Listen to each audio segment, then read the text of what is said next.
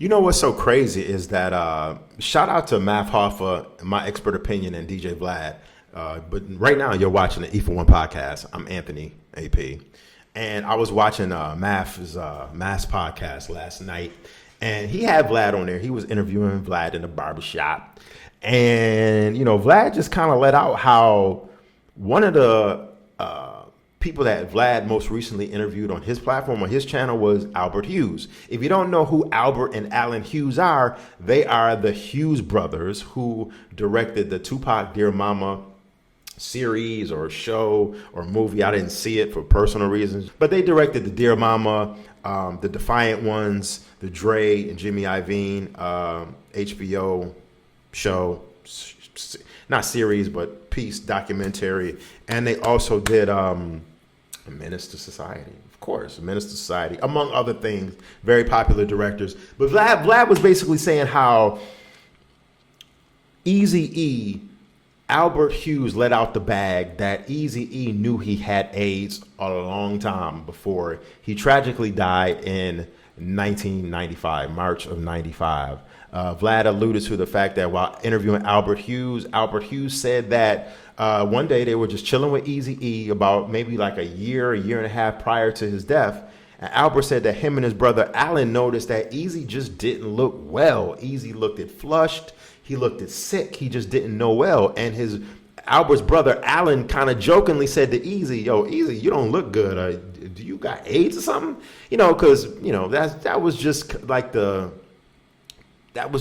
way we was talking back then. Like, to have AIDS, or what we would call it, the monster was kind of like a thing of, you didn't want to be labeled as having that, obviously. But in circles, in urban circles, we would just, as sick as it sounds now in the climate that we're in, we would joke around like that or whatever. Non-apologetically, I'm saying we would joke around like that, although that was a very serious and is a very serious thing. But anyway, they kind of joked around. Alan was like, "Eazy, do you got AIDS?" And Eazy, Vlad said the easy reaction was to just be like, get out of here, kind of like brushed it off, but in a cryptic kind of way. So that just brings up the whole question that we've all been wondering for the last 30 years. Like, did Eazy-E know, prior to his death that he had HIV or AIDS? If Eazy-E was looking flushed and kind of sickly a year and a half prior to his death,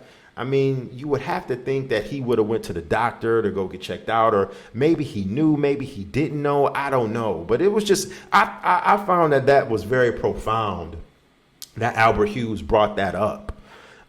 Because, there been a lot of rumors over the last 30 years about how Eazy-E contracted AIDS. And if you know anything about the HIV/AIDS virus, you know that, you just don't, upon contracting the virus, you don't instantly die within a week or two like how Eazy-E just died.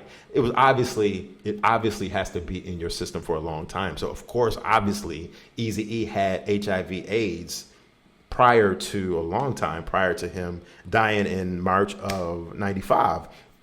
All kind of silly rumors. Suge Knight injected Eazy-E, poked him with a needle and gave him AIDS.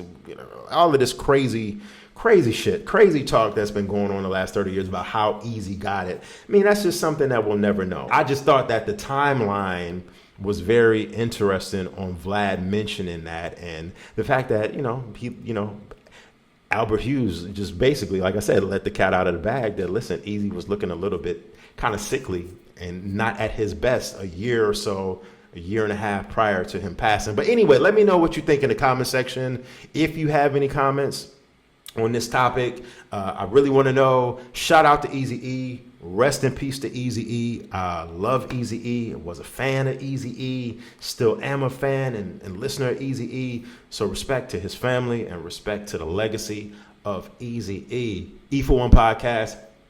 Peace, peace, peace.